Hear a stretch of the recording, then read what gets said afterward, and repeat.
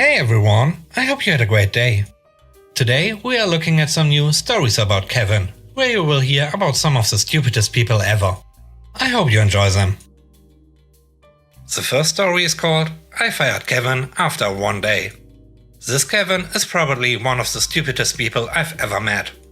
He was a 26-year-old male and turned up an hour and a half late the first day.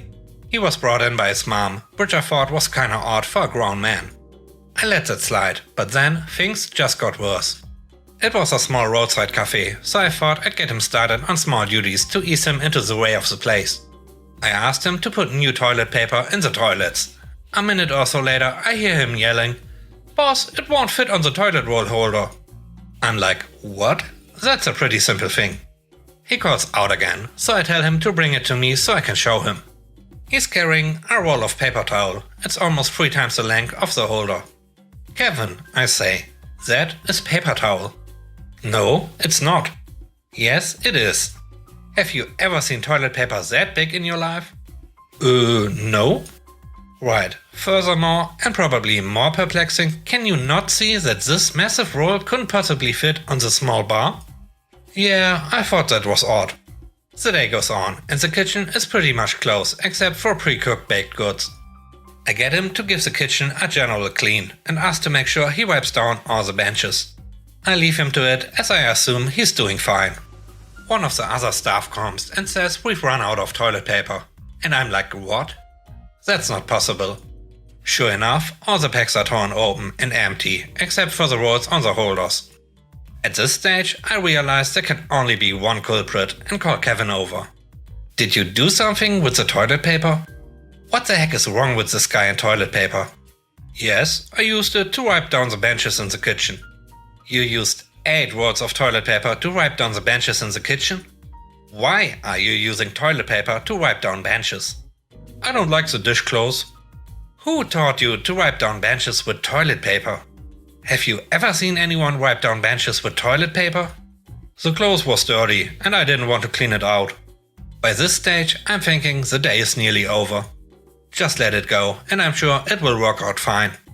Yeah, you know what's coming. Kevin strikes again, and this time it's beyond moronic. I've got him on serving customers pastries and the like, because all you have to do is take it out of the glass bay, put it on a plate and give it to them. He doesn't even have to ring it up, just pop on a plate and give. Well, one of the customers orders 3 scones with jam and cream. He's behind the counter doing his thing, and I have a little peek and see, yes, he cuts them in half and managed to put jam and cream on them. About a minute later, the customer brings the scones back up to the counter. There's something really hard in these scones. I bit down and it was like crunching on a rock or something. Of course, I'm puzzled. "Oh, I'm really sorry about that," when Kevin cuts in. "It's probably just the seeds in the jam." Now, there's something about the way he says this that makes my alarm bells ring.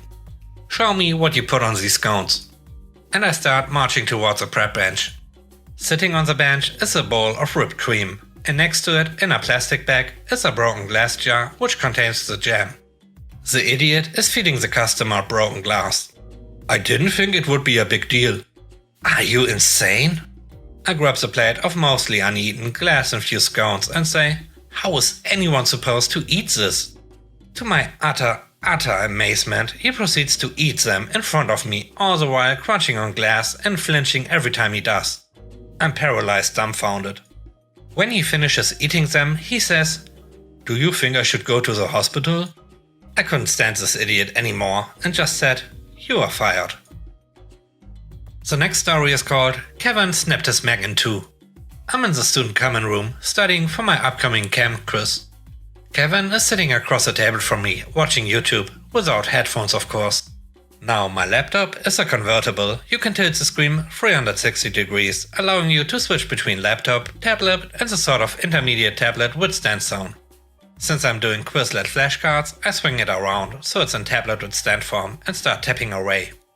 Kevin in the meantime has taken a sudden and significant interest in this feature of my laptop. Out of the corner of my eye, I see him experimentally pushing the screen of his MacBook Pro, the newest model I believe, back. I say to myself, he will realize his doesn't convert. But nope. Kevin dramatically swoops his MacBook off the table and yanks the screen back with all his strength. Unsurprisingly, the hinge snaps and takes some cables inside with it. The screen is now an unusable garbled mess and is swinging back and forth limply. Kevin slowly realizes what he's done and then proceeds to yeet his broken brand new MacBook across the room, where it smashes into the wall and turns off for good. The best part about this is that he came into school the next day with a new MacBook. His parents got him a new one immediately. God help this kid in the real world. The last story is called Her Boyfriend is a Saint. This is about a Kevina in my program at college. She was actually a pretty mediocre kid, mostly for the first few years.